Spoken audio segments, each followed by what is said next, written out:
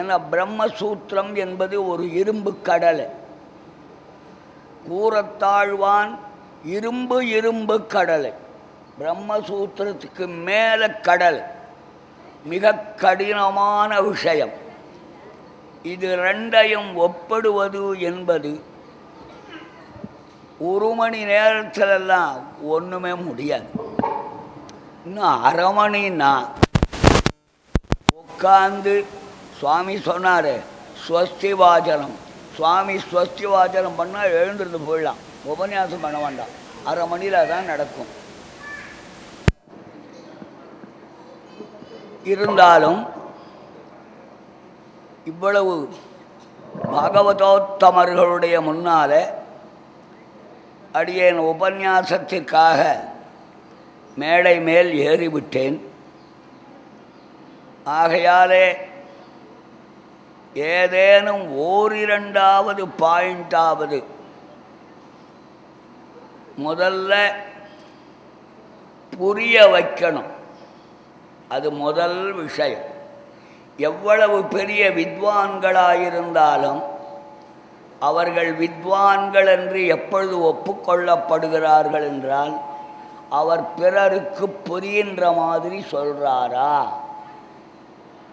அவருடைய சப்ஜெக்டு யாருக்காவது மனசில் படிஞ்சுதா. ஓரொருவர் உண்டாகில் அத்தனை காண்புள்ள கஷ்டித் எததி சித்தை. மணவாள மாமனிகள் ஓரொருவர் உண்டாகினார். கண்ணன் ஓ எது கஷ்டித் எததி சித்தை கஷ்டித்துன்னா. அப்படி ஓரிரண்டு பேராவது புரிந்து கொள்ளக்கூடுமானால் அது நான் தர்க்கம் வாசிச்சிருக்கேன், நான் வியாகரணம் வாசிச்சிருக்கேன், நான் மீமாம்சை வாசிச்சிருக்கேன், நான் பார்க்காத சாஸ்திரமே கிடையாது என்று சொல்லுவதில் யாதொரு பயனும் இல்லை. 100 சொச்சம் சூத்திரம் சொல்லணும்னு ஆசைப்படலை. 4 சூத்திரம் சொல்கிற கூட டைம் பத்தாது. அதில் முதல்ல ஒரு சூத்திரம் எடுக்கிறேன். பூம வித்யா.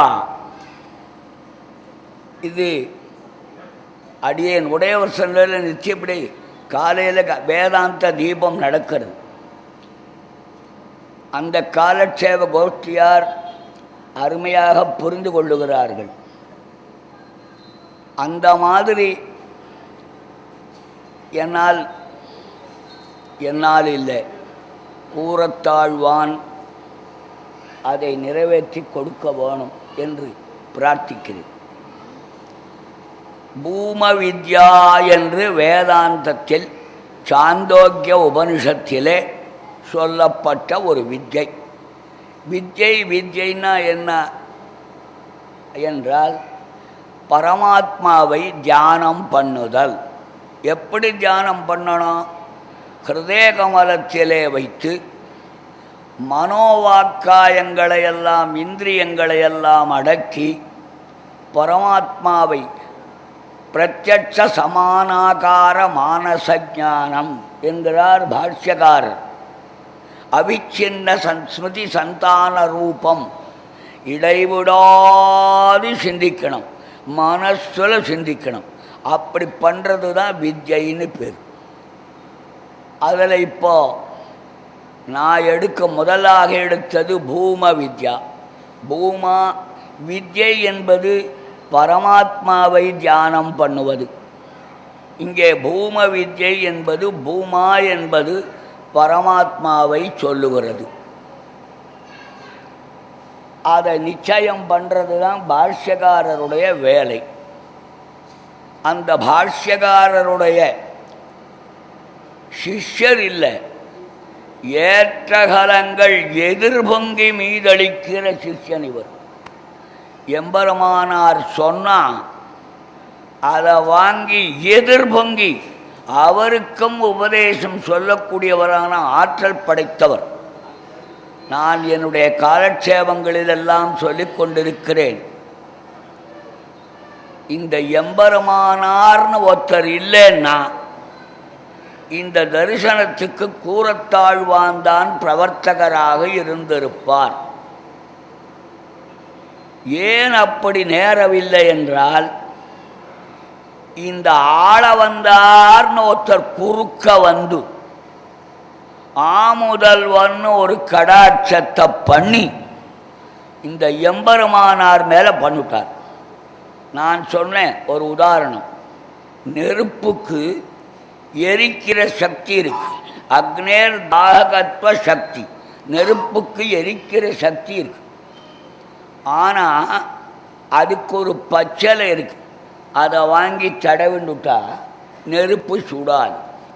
அப்போ நெருப்புக்கு சுடக்கூடிய சக்தியை அந்த மூலிகை கட்டுப்படுத்தி விட்டது. அதுபோல தரிசன பிரவர்த்தகராம் சக்தி கூரத்தாழ்வானிடத்திலே இருந்தது. அதை ஆள வந்தாருடைய கடாட்சமாகிற மூலிகை எரியாத பண்ணிவிடும். இல்லையானால் இது எம்பெருமானார் தரிசனமாக இருக்காது. ஆழ்வான் தரிசனம் என்னே நம்பெருமாள் பெயரிட்டு நாட்டி வைத்தார் என்று மணவாள மாமனிகள் பாடும்படியாக இருந்திருக்கும். அப்படிப்பட்ட மேலான வேதாந்த ஞானமுடையவர், எம்பெருமானாருக்கும் மேலவிந்த ஞானமுடையவர். அப்படிப்பட்ட கூரத்தாழ்வான் இந்த பூம வித்யை ஒரு ஸ்லோகம், அந்த ஒரு ஸ்லோகத்தில் எப்படி நிர்வாகம் பண்ணுறாருன்னு முதல் பார்ப்போம். இப்போ பூம வித்யன்னா என்ன, கதை சொல்கிற மாதிரி சொல்கிறேன், புரிஞ்சுக்கோங்க. நாரதர் உங்களுக்கு தெரியும், நமக்கு நாரதர்னா கலகப்பிரியான்னு தான் தெரியும், அதை தான் கேட்டிருக்கோம். நாரதர் என்று ஒரு பெரிய ஞானி மகர்ஷி என்பது நமக்கு தெரியாது. அவர் சனத்குமாரர் என்ற இந்த ஒரு பாயிண்டோட முடியினாலும் முடிச்சுடுறேன், அதை பற்றி ஆட்சேபனை இல்லை. எனக்கு என்ன ஒன்று சொன்னாலும் நன்ன புரியும்படியாக மனசில் படியணும். சுவாமி டயமாச்சு, ஸ்டாப், எஸ் ஸ்டாப் பண்ணிவிட்டேன், ஸ்டாப் பண்ணிவிட்டேன், அது ஒன்றும் ஆட்சேபனை இல்லை.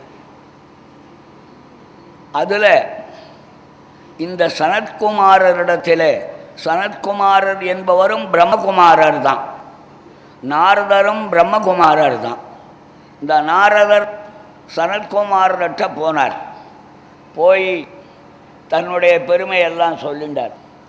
எனக்கு அது வரும், இது வரும், தர்க்கம் தரும், வாக்கியம் வரும், மீமாம்சை வரும், அது வரும், இது வரும், சகல சாஸ்திரங்களும் பாரங்கதன் ஆயிட்டு. ஆனால் ஆத்ம ஞானந்தான் உண்டாகலை. அந்த ஆத்ம ஞானத்தை உபதேசிக்க போகணும்னு நாரதர் சனத்குமார்கிட்ட கேட்டார். சனத்குமாரர் ரொம்ப அழகாக பதில் சொன்னார். ஏண்டா, அவருக்கு சகோதரர் தானே, ஏண்டா கஷ்டப்படுற, நீ சொன்னையே ரிக்வேதம், யஜுர்வேதம், சாமவேதம் எல்லாம் எனக்கு தெரியும் சொன்னியே, அந்த சப்தங்களையே பிரம்மமாக உபாசனம் பண்ணு, சப்தத்தையே பிரம்மமாக உபாசனம் பண்ணு. உடனே நாரதர் சும்மா இல்லாமல், இதுக்கு மேலே ஏதாவது இருக்கா, சப்தத்துக்கு மேலே ஏதாவது உண்டா? உண்டேப்பா. மனஹா, நாமம் சொல்லணும்னா முதல்ல வாக்கு, சப்தத்தை வாயால் சொல்லணும்னா வாக்கு வேணும். அதனால் நாமத்தை விட வாக்கு பெருசு. அதை விட பெருசு இருக்கான்னார் மனசு. மனசு இல்லைன்னா வாக்கு பேசாது. மனசு உதவணும், வாக்கு பேசணும், நான் உபாசனம் பண்ணணும். இப்படி அவர் மேலே மேலே இதை விட பெருசு, இதை விட பெருசு, இதை விட பெருசுன்னு கேட்டுட்டே வந்தார். அவர் எங்கே வந்து நிறுத்தினார்? பிராணன் அந்த இடத்துல நிறுத்தினார். பிராணன்னா யாரு? இங்கே சுவாமி எழுதிருக்கார். இந்த சகஜரிதமான ரெண்டு வஸ்துக்களுக்குள்ளே ரெண்டு வஸ்துக்கள் எப்பொழுதுமே சேர்ந்திருந்தால் அதில் ஒன்றை சொன்னால் மற்றொன்று கொள்ள வேண்டும் என்பது வியாக்கரண சாஸ்திரம். பிராணனும் ஜீவனும் எப்பொழுதும் ஒன்றாகவே சஞ்சரிக்கும். ஆகையினாலே பிராணன் என்பதற்கு ஜீவாத்மா என்று அர்த்தம். அந்த ஜீவாத்மா தான் கடைசியில பெரியவன், அவனை உபாசனம் பண்ணு அப்படின்னு சனத்குமார் சொல்றார். நாரதர் கேட்டார், இங்க என்ன வந்துடுச்சோ? இங்கே ஜீவாத்மாவை போய் யாராவது உபாசனம் பண்ணுவானா? காரணம் சுத்தேயா திரஷ்டவிய ஸ்ரோதவ்யோ மந்தவ்யோ நிதித்தியாசிரவியா என்று வேதாந்தங்களிலே பிரம்மம் உபாசனம் பண்ண வேணும் என்று சொல்லியிருக்கிறது. பிராணனை உபாசனம் பண்ணணும்னு சொல்லிட்டாரே. அவர் என்ன வாக்கியம் சொன்னார்? ஒரு அழகான வாக்கியம். அந்த வாக்கியத்தை பாருங்க. எத்திர நான்யத் பஷ்யதி நான்யத் ஸ்ருணோதி நான்யத் விஜானாதி சஹா பூமா. எத்திர எத்திர அந்யத் பஷ்யதி அந்யத் ஸ்ருணோதி அந்யத் விஜானாதி தது அல்பம்.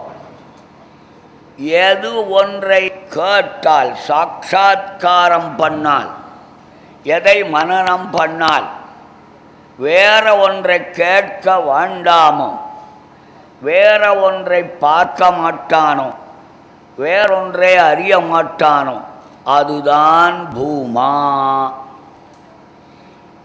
எதை கேட்ட பிறகு வேறொன்றை கேட்கிறானோ, வேறொன்றை நினைக்கிறானோ, வேறொன்றை பார்க்கிறானோ, அது அல்பம். இது பூமா.